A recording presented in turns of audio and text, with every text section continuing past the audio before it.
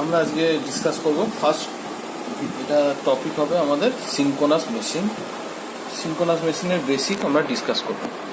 এতদিন আমরা এর আগে পড়েছি প্রত্যেকে transformer, DC machine, three phase induction motor. তো সেখানে সিনক্রোনাস মেশিনের সঙ্গে এই ডিফারেন্সটা কোথায় না, এর আগে প্রত্যেক ইন্ডাকশন মোটর আমরা কি পড়েছি যে এখানে জাস্ট আমি স্টেটরে সাপ্লাই দিতাম রোটর। সিনক্রোনাসকে ইন্ডাকশন মেশিন আমরা যদি বলি, আমরা দেখেছি পড়েছি হচ্ছে ইন্ডাকশন মোটর পড়েছি। ইন্ডাকশন অ্যাকচুয়ালি ইন্ডাকশন জেনারেটারে ইউজ খুব কম হয়, ওই জন্য আমরা মোটরেই অ্যাপ্লিকেশান বেশি বলে ইন্ডাকশন মোটর পড়েছি। বাট এখানে সিনক্রোনাস মেশিন এর ক্ষেত্রে মোটর হিসাবেও ইউজ হয়, জেনারেটার হিসাবেও ইউজ হয়। আমরা আমাদের যে পাওয়ার জেনারেশন হয় সেটা অ্যাকচুয়ালি তো জেনারেট করে সিনক্রোনাস জেনারেটর থেকে। তো এটা খুব very important topic. DC machine যেমন both have motoring action and generating action. একটা ডিসি মেশিনকে আমরা মোটর হিসাবেও ব্যবহার করতে পারতাম, জেনারেটর হিসাবেও ব্যবহার করতাম। সেম এখানেও আমরা মোটর হিসাবেও ব্যবহার করতে পারবো, জেনারেটর হিসাবেও ব্যবহার করতে পারবো। বাকি মেশিনের সঙ্গে এর পার্থক্য হচ্ছে বাকি মেশিনগুলোই সিঙ্গেল এক্সাইটেড মেশিন। কোথাও আমরা ডিসি মেশিনের ক্ষেত্রে দেখেছি কোথাও ফিল্ডে সাপ্লাই দিয়েছি, আর্মেচারেও সাপ্লাই দিয়েছি, আর্মেচারেও আমরা সাপ্লাই দিয়েছি, দিস ইজ ওকে যে আমরা ডিসি সাপ্লাই দিয়েছি। ইন্ডাকশন মোটরের ক্ষেত্রে আমরা দেখেছি যে স্টেটরে সাপ্লাই দিয়েছি, রোটর রোটেট করেছে। কিন্তু এর ক্ষেত্রে হচ্ছে ডিফারেন্টটা এখানে, যদি এরকে আমরা সিনক্রোনাস মোটর হিসাবে ইউজ করি, মোটরে কী পাই আমরা? মেকানিক্যাল আউটপুট পাই। তার ক্ষেত্রে আমরা স্টেটরে হচ্ছে এসি সাপ্লাই দেবো, থ্রি ফেজ এসি, আর রোটরে অলওয়েজ রোটরে ডিসি সাপ্লাই দেবো। যদি সিনক্রোনাস মোটর হয় তখন আমরা কি করব? তখন হচ্ছে আমরা সিনক্রোনাস মোটরের ক্ষেত্রে আমরা কি করব? স্টেটরে এসি সাপ্লাই, রোটরে ডিসি সাপ্লাই। তার মানে এখানে দেখতে পাচ্ছি আমরা যে আমরা স্টেটরে এসি সাপ্লাই দিচ্ছি, রোটরে ডিসি সাপ্লাই। দ্যাটস ওয়াই এটাকে সিনক্রোনাস মেশিনকে বলা হয় ডাবললি এক্সাইটেড মেশিন। রোটরকে আলাদা করে ডিসি সাপ্লাই দিচ্ছি, স্টেটরকে এসি সাপ্লাই দিচ্ছি। সেম হচ্ছে যদি আমরা জেনারেটর হয়, জেনারেটরে কি ইলেকট্রিক্যাল আউটপুট পাই আমরা। তার ক্ষেত্রে আমরা কি করব? স্টেটরে আমরা ডিসি, অলওয়েজ রোটরে আমরা ডিসি সাপ্লাই দেবো, রোটরে আমরা ডিসি সাপ্লাই দেবো। আউটপুটে কি পাবো? স্টেটরে আমরা থ্রি ফেজ আউটপুট পাবো, কারণ হচ্ছে আমাদের পাওয়ার জেনারেশন হয় three phase. Synchronous generator three phase output দেয়, তাহলে আমার মোটো হচ্ছে সিনক্রোনাস জেনারেটরের ক্ষেত্রে থ্রি ফেজ আউটপুট পাওয়া। এবার এর ক্ষেত্রে আমি এটাও করতে পারি যে রোটর সাপ্লাইটাকে এখানে যেমন স্টেটরে এসি সাপ্লাই দিয়েছি, রোটরে ডিসি দিয়েছি, আমরা অল্টারনেট করতে পারি। বাট তার কিছু ড্রব্যাক আছে, সেই জন্যই আমরা করি না। ওটা নেক্সট কোনো ভিডিওতে আমরা আলোচনা করবো যে কেন করি না। এর আগে আমরা পড়েছি যে একটা কয়েল, এটা রোটরে অলওয়েজ কয়েল থাকে, মেশিনে স্টেটর রোটরে কয়েল থাকে। একটা কয়েল যখন এরকম কয়েল থাকে, এটা হচ্ছে একটা এন্ড, এটা একটা এন্ড, এখানে ডট, এখানে ক্রস, এখান দিয়ে যদি কারেন্ট ঢোকে, এখান দিয়ে কারেন্ট বেরিয়ে গেছে। তো একটা কয়েল আমরা দেখেছি যদি একটা ম্যাগনেটিক ফিল্ডে রোটেট করে, হয় ম্যাগনেটিক ফিল্ডে রোটেট করছে অর কয়েলটা রোটেট করছে, বোধ যে কোনো একটা যদি করে, তাহলে এই কয়েলের মধ্যে এতে বিএলভি হয়, ভোল্টেজ ইনডিউসড, এতে বিএলভি হয়। টোটাল আমি ভোল্টেজ কি পাই? 2VLV। ওকে, এবার আমার মোটরটা এখানে আমার কি আমরা দেখব যে আমরা এখানে কিভাবে, যদি আমরা বেসিক কনসেপ্টটা দেখবো রোটেটিং মেশিনে। এর আগের ভিডিওতে আমরা দেখেছি যে কিভাবে ভোল্টেজ ইনডিউসড হয়। সাপোজ এখানে আমার দুটো কয়েল আছে, একটা কয়েল আছে, সিঙ্গেল কয়েল। আমরা যদি একটা কয়েলে অ্যানালিসিস করি, আমরা পুরো অ্যানালিসিস আরও কয়েল থাকলে কি হয় আমি দেখতে পাবো। সাপোজ এখানে আমি কি বলেছি, রোটরে আমি ডিসি দেবো, স্টেটরে এসি দেবো, ঠিক? তো এই সার্কিটটায় এটায় ডট হলে এটায় ক্রস।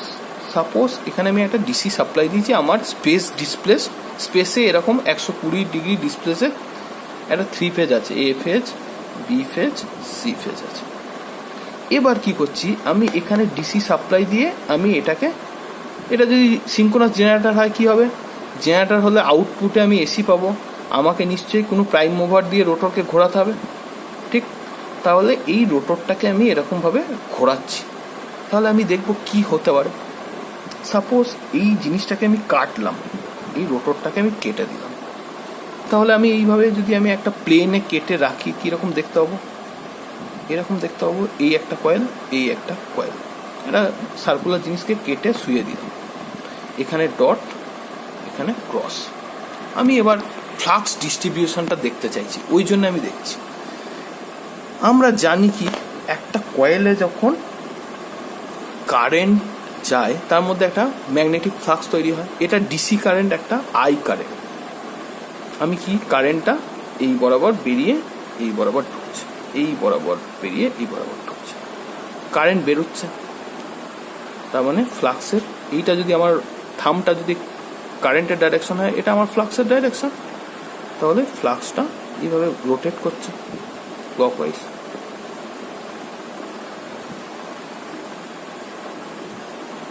রোটেট করছে।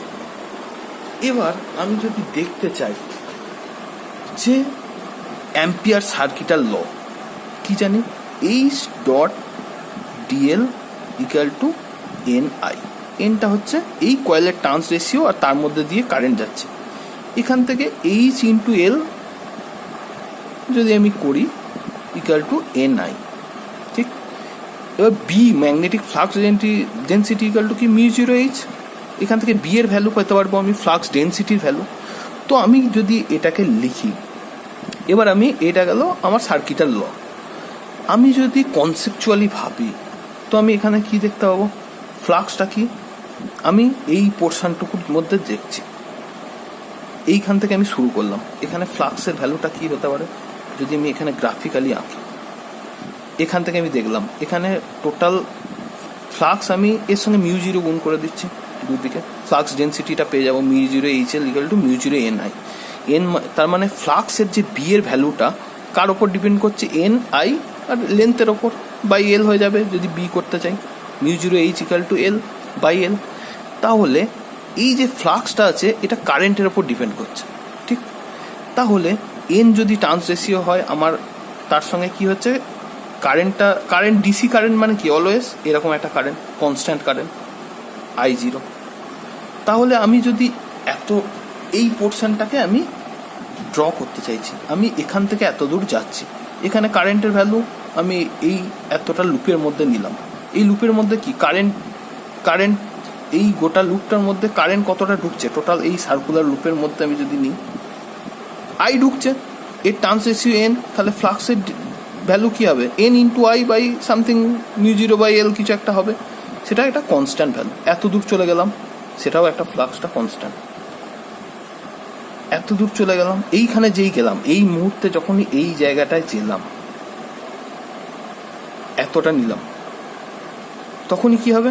ফ্লাক্সটা এখানে পজিটিভ কারেন্ট ঢুকছে, এখানে নেগেটিভ কারেন্ট বেরোচ্ছে, টোটাল কারেন্টের জিরো কি ভ্যালুটা কত? জিরো হয়ে যাবে, তার মানে ফ্লাক্সটাও জিরো হয়ে যাবে। এরপর যখনই এই দিকে এগুতে চাইবো তখন কি হবে? আমি এই দিকে যখনই নেগেতে চাইবো, এই দিক থেকে আবার দেখবো, তখন কি কারেন্টটা এখানে ঢুকছে, তার মানে নেগেটিভ, ফ্লাক্সটাও নেগেটিভ। তো এরকম একটা ফ্লাক্সের ডিস্ট্রিবিউশন আমি পাচ্ছি, ঠিক? এইরকম একটা ফ্লাক্সের ডিস্ট্রিবিউশন পাচ্ছি। এবার আমার প্রশ্ন হচ্ছে, আমরা অ্যাকচুয়ালি যে আউটপুট আমাদের যে ইন্ডিয়াতে যে ভোল্টেজ ইন্ডিউসড হয় সেটা অলওয়েজ কি হয়? Sinusoidal type. এবার আমি সাপোজ যদি এই একটা কয়েলকে এর অ্যাক্রসে ঘোরাই, তো ফ্লাক্সের ডিস্ট্রিবিউশনটা আমি কি দেখতে পাচ্ছি? এরকম টাইপ। এই স্পেসের মধ্যে এই জিনিসটা কি গোটা স্পেস জুড়ে আছে, সেটাকে আমি কেটে এইভাবে শুয়ে রেখেছি। তাহলে এই ফ্লাক্সটা নিশ্চয়ই এইখানটা আমি এখান থেকে দেখতে পাবো কারেন্ট উঠছে, তো ফ্লাক্সের ডাইরেকশন এই বরাবর এই বরাবর, এইটা গোটা স্পেসে কি এইরকমভাবে আছে। তাহলে এই জিনিসটাকে যদি আমি রোটেট করি, তো এইখানে স্টেটারও কয়েল আছে, তো স্টেটরে যে কয়েল আছে সেখানে যে ভোল্টেজ ইন্ডিউসটা হবে কি? এটা তো বি এর curve, B into L into V, এই কয়েলের যা লেন্থ ইন্টু যে স্পিডে আমি এটাকে ঘোরাবো তার সঙ্গে গুণ হয়ে যাবে। তার মানে আমি যদি একটা রোটরে একটা ডিসি কয়েল দিয়ে এটাকে যদি রোটেট করি, স্টেটরে যে ভোল্টেজ ইনডিউসড হবে এর সঙ্গে কি এল ইন্টু ভি টাইম গুণ হয়ে যাবে। তাহলে আমি যদি একটা কয়েল গুণ করি, একটা কয়েল নিই, তাকে যদি রোটেট করাই, আউটপুটে আমি কি পাবো, এই রকম কার্ভ পাবো। কিন্তু আমার দরকার কীরকম কার্ভ পাওয়া, সাইনোসয়েডাল পাওয়া। সেইটা আমি কিভাবে পেতে পারি সেটা আমরা দেখতে পাবো। আমি যদি সাপোজ এখানে আরেকটা কয়েল বাড়িয়ে দিলাম, আরও দুটো কয়েল বাড়িয়ে দিলাম, সেম কি হবে, দুটো কয়েল বাড়ালে ডট ডট ক্রস ক্রস, ঠিক। তো এর ফ্লাক্স ডেন্সিটিকে আমি যদি আবার এইভাবে আমি লিখতে চাই, কিরমভাবে লিখব,